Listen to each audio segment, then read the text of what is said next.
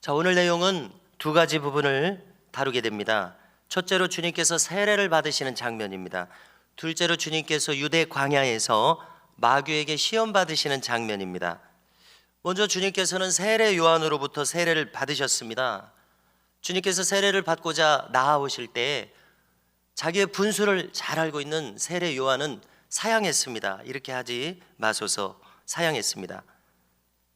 제가 세례를 받아야 되는데 세례를 청하시는 이 주님을 감당하기 어려운 것이죠. 죄송한 것이죠. 그렇지만은 주님이 이제 대답하시는 말씀에 진리의 단편이 들어있다고 믿는데요. 말씀하시기를 이제 허락하라.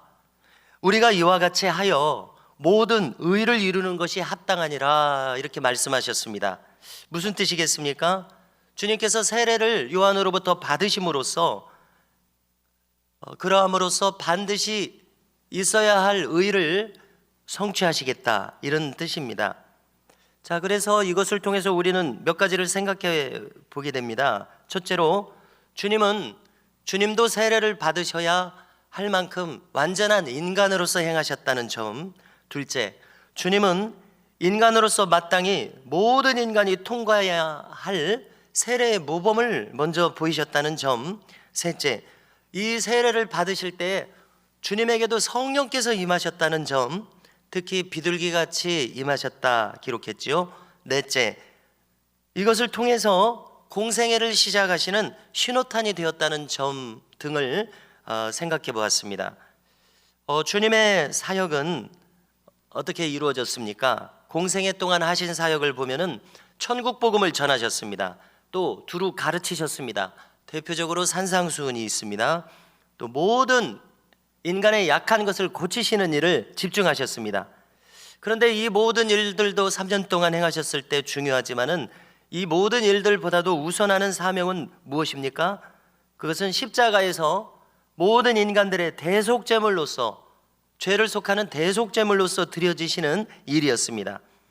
그러시려면 유월절 어린 양과 같으셔야 했는데요, 유월절에 흠없는 어린 양의 역할을 담당하시기 때문에 흠없는 어린 양이 되시기 위해서 요한의 물세례를 받으셔서 씻음을 받으셔야 되겠구나 하는 점을 깨닫게 되는 것입니다.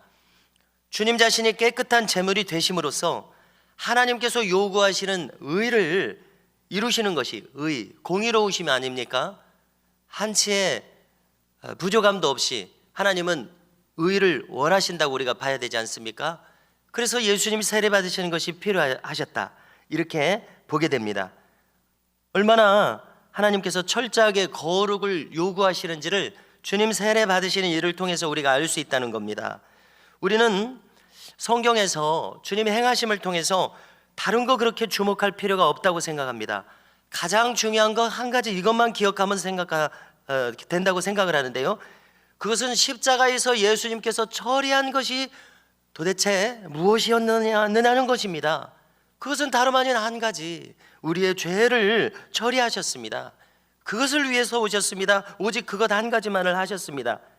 왜냐하면 하나님께서는 죄인을 천국에서 용납하실 수가 없으십니다. 그 죄인의 죄악을 허용하실 수가 없으시기 때문에 그렇습니다. 사도 바울이 깨달은 대로 주님 강림하실 때 우리가 어떤 모습으로 나타나야 되느냐? 사도 바울이 뭐라고 그랬습니까? 티나 점이나 주름 잡힌 것이 없는 온전한 모습, 이렇게 신부되어 주님을 맞아야 된다, 이렇게 이야기하지 않았습니까? 바로 이것입니다. 하나님께서는 우리에게 이렇게 온전한 거룩을 요구하신다는 점 우리가 꼭 기억해야 합니다. 그 요구를 이루시기 위해서 주님께서 꼭 그렇게 하실 필요가 없으신 것처럼 우리가 언뜻 느끼는데도 세례를 받으셨다는 사실을 주목하게 되는 겁니다. 그리고 즉시로 우리에게 이것을 적용시켜 보십시오. 우리에게도 동일한 것을 하나님께서 요구하실 것은 자명한 일임을 깨닫습니다. 그 모든 모범을 예수님이 먼저 지금 보이셨다는 얘기입니다. 그래서 우리가 최근 다른 내용 중에서 다시금 떠올리게 되는 것은요, 이틀 전에 이제 주일에도 살폈던 것처럼 휘필드의 구원론을 요약하는 한 문장이 있지 않았습니까? 우리를 고린도후서 5장 17절 말씀대로 우리를 새로운 피조물로 삼으시는데, 보라 새로운 피조물이 되었도다. 우리가요, 새로운 피조물, 새로운 창조물. 히필드가 뭐라고 말했냐면 거의 새로운 피조물 정도가 아니라 온전히 새로운 피조물로 삼으셨다, 이렇게 말을 했는데요, 곱씹어 볼수록 진리구나 이렇게 생각합니다. 하나님께서 우리를 보실 때 거의 새로운 피조물, 그 정도에서는 안 된다는 것입니다. 온전히 새로운 피조물, 사도 바울이 그렇게 깨달았기 때문에 보라 새로운 피조물이 되었도다 이렇게 말했다고 믿어집니다. 관련해서 어떤 사람이 거듭났다면 그 거듭난 사람의 최저 상태도 죄악을 능히 이긴다, 이렇게 해석하게 되는 관점을 히필드는 보여줬었는데요, 우리는 이 점을 깊이 숙고해야 함을 깨닫게 됩니다. 주님의 세례 받으심을 통해서 여기까지 생각하게 된다는 것입니다. 그 사람이 거듭났다면 거듭남의 최저 상태도 죄악을 능히 이길 능력이 있다는 것이죠. 우리가 올해 표어가 죄악을 이기자, 이것이 포함되어 있는데요, 자, 또 한 가지 오늘 내용을 통해서 살펴봅니다. 성령께서 이때 비둘기와 같이 임하셨다는 겁니다. 비둘기는 온유함을 떠올리게 하지요. 또 뿐만 아니라 거룩함을 떠올리게 합니다. 순백색의 비둘기를 한번 생각해 보십시오. 그것은 예수님은 세례요한이 증언하기를, 내 뒤에 오시는 예수님은 나는 물세례를 주지만 우리에게 불세례를 주신다, 이 점을 한번 생각해 보십시오. 불세례의 의미는 무엇입니까? 불태워서 깨끗하게 정화시킨다는 의미입니다. 깨끗함을 뜻합니다. 뜨겁게 불세례를 받을지라도, 여기 부드러운 비둘기가 아니라 뜨겁게 불세례를 받을지라도 내용은 결국 같습니다. 하나님께서 인정하실 거룩하고 온유한 인간을 회복하는 것이 이 예수님이 주시는 세례의 핵심일 것이기 때문에 그렇습니다. 이렇게 비둘기와 같은 성령을 받으실 때에 하늘로부터 아버지 하나님의 음성이 들린 것이 또 특별합니다. 17절에서 뭐라고 하셨습니까? 이는 내 사랑하는 아들이요 내 기뻐하는 자라. 로마서 8장 15절처럼 성령이 임하시면 우리에게 무슨 현상이 일어납니까? 우리는 양자의 영을 받아서 우리 믿는 자의 가장 두드러진 특징, 어떤 현상이 일어납니까? 우리 속에서 우리가 하나님을 친히 아바 아버지라 부르게 된다는 것을 바울이 밝혔습니다. 그리고 로마서 8장 16절 바로 이어서 뭐라고 얘기하냐면요, 성령이 친히 우리의 영과 더불어서 우리가 하나님의 자녀인 것을 증언하신다, 바울이 이렇게 못 박아 말했습니다. 그렇습니다. 진리입니다. 그래서 우리가 성령을 받아서 성령이 내 안에 계시면 무슨 일이 일어납니까? 성령은 곧 하나님이세요. 우리가 하나님을 거리낌 없이 하나님 아버지, 하나님 아버지 이렇게 부를 수 있다는 것입니다. 그래서 다시 한번 시험해 보십시오. 내가 내 마음속에서 거리낌 없이 하나님을 하나님 아버지 부를 때 거리낌이 없으신가 한번 시험해 보십시오. 성령으로 거듭난 자의 증거라는 겁니다. 이렇게 부를 수 있으면은요. 그래서 재미있는 것은 예수님께서 세례를 받으실 때 하나님 지금 뭐라고 얘기하셨습니까? 이는 내 사랑하는 아들이요. 사람에게 일어나야 할 마땅한 일을 예수님께서 먼저 모범을 보이셨다는 것을 제가 생각하게 됩니다. 그리고 이것은 하나님께서 기뻐하시는 자의 모습이었습니다. 우리도 마찬가지입니다. 우리도 사랑하는 아들이라 내가 너를 기뻐하노라. 하나님 우리를 이렇게 보기를 원하신다는 것이죠. 우리 속에서도 이렇게 응답하게 되냐는 겁니다. 자, 이런 말을 들을 수 있는 사람의 길을 가야 함을 예수님이 친히 먼저 모델로 보여주셨습니다. 에녹을 떠올렸습니다. 에녹에 대해서 기뻐하시는 자라 하는 증거를 받았다고 하지 않았습니까? 실로 놀랍습니다. 회개하여서 거듭나서 세례받고 성결케 되는 이 모든 모범을 우리 주님 보이셨고, 에녹도 그 길을 갔고 우리도 그 길을 가도록 부르시고 이끄셨다는 사실을 생각할 때 놀랍습니다. 자, 이어서 주님께서는 성령에 이끌리사 유대 광야에서 40일을 밤낮으로 금식하여 줄이신 후에 마귀의 시험을 받으셨습니다. 마귀의 시험을 간단하게 요약하면은요, 3가지 시험이었는데요. 첫째, 물질의 시험입니다. 둘째, 능력의 시험입니다. 셋째, 명예의 시험입니다. 이것 또한 모든 인간들이 이 지상에서 살아가면서 다 당하게 되는 시험거리입니다. 그런데 주님도 동일하게 당하셨습니다. 이것은 역시 주님께서 온전한 인간의 몸을, 인간의 정서를 가지셨음을 의미한다고 저는 생각하게 됩니다.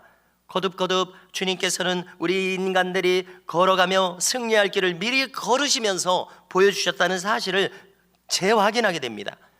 우리가 존 버년의 철로 역정을 읽거나 보고 들으면은 이것이 존 버년의 신앙 여정에서 경험한 것을 이 소설로 이렇게 기록했구나, 자기 이야기구나 라는 것을 생각하게 되지 않습니까? 우리의 신앙 여정도 존 버년이 걸었던 철로 역정과 비슷하구나, 대동소이하다 느끼게 됩니다. 그런데 마찬가지로 우리 주님께서도 주님의 철로 역정을 친히 걸으시면서 우리에게 모범을 그대로 보여주셨고, 그래서 우리도 그 길을 따라서 가야 한다는 것을 깨닫게 된다는 것입니다. 즉 예수님의 생애, 우리도 예수님의 생애처럼 살도록 이끄신다는 것입니다. 여기 시험도 마찬가지입니다. 물질의 유혹, 우리는 올바른 물질관을 정립해야 합니다. 모든 물질을 주님께서 우리에게 청지기로 맡겨주셨습니다. 그런데 우리가 그릇, 내 것이라고 생각하는 순간 그의 영혼은 망조에 이르게 된다, 이렇게 판단하게 됩니다. 우리는 모든 물질을 거룩하게 돌려놔야 되겠습니다. 어떤 목사님이 이렇게 말했습니다. 하나님께서 주신 물질의 3분의 1은 하나님께, 3분의 1은 내가 생활하는데, 또 3분의 1은 나를 좀 아름답게 가꾸는데, 이렇게 제안을 하더라고요. 참 일리가 있어 보였습니다. 왜냐하면 우리 믿는 자들도 좀 반듯하게 나타났으면 좋겠다, 이런 의견을 제안했습니다. 참고할 만합니다. 자, 그런데 아무튼 분명한 것은 하나님의 주권을 인정하는 일입니다. 그분을 영화롭게 하는 물질관, 나의 보화를 하늘에 쌓는 이 물질관에 흔들림이 없어야 할 것이라고 믿습니다. 거듭 거론할 때 우리는 단 100년만을 이 지상에서 살아갑니다. 썩어질 것에 창념하면서 마음을 빼앗기거나 헛된 허영심에 빠지는 어리석음을 우리가 범치 않아야겠다고 생각하게 됩니다. 둘째로 능력을 과시하려는 유혹입니다. 자, 인간은 누구나 나를 증명하려는 유혹에 빠지기 쉽습니다. 그만큼 우리 각 사람의 자아는 무서울 정도로 강력합니다. 나를 넘어뜨리는 대적이 외부에 있다기보다는 바로 나 자신이 내 믿음을 승리하는 데 최대의 걸림돌입니다.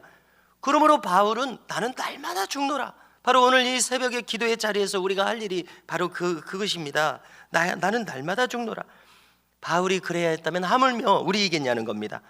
여기 주님이 시험 받으시면서 자기 과시의 유혹을 주님도 이기셔야 했다면 하물며 우리이겠냐는 겁니다. 자기 이름을 내려는 유혹, 우리가 주님의 영광을 가로채려는 유혹, 언제나 우리에게 올 수 있는 유혹인데 우리는 이것을 철저하게 경계해야 할 것입니다. 마지막으로 명예의 유혹입니다. 세상의 수많은 사람들이 마귀에게 영혼을 팔고 거짓된 모습으로 살아가면서 세상 명예와 부귀 영화를 얻습니다. 그것은 그 무너짐이 심할 것이라고 말씀하신 모래 위에 집을 짓는 어리석은 모습들입니다. 주 안에 거하면서 주님이 높여주시는 원리가 있다고 성경은 말씀합니다. 그것은 주 앞에서 낮추는 자가 되는 길입니다. 야고보서 4장 10절을 거론하면은요, 주 앞에서 낮추라, 그리하면 주께서 너희를 높이시리라.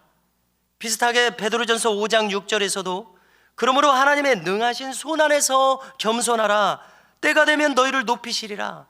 이 외의 방법으로 높아지는 것은 인간의 교만에 불과하다고 판단하게 됩니다. 주님이 인정하실 수 없는 높아짐의 길입니다. 성도 여러분, 저는 이것이 결코 추상적인 것이 아니라고 생각합니다. 주님께서 영화롭게 만들어주시는 그 영광 중에서 우리가 살아가고자 한다면요, 우리는 철저히 아까 처음에 다윗이 행한 것처럼, 예수님이 겸손히 행하신 것처럼 철저히 주님 앞에 낮추는 자가 되어야 하리라고 믿습니다.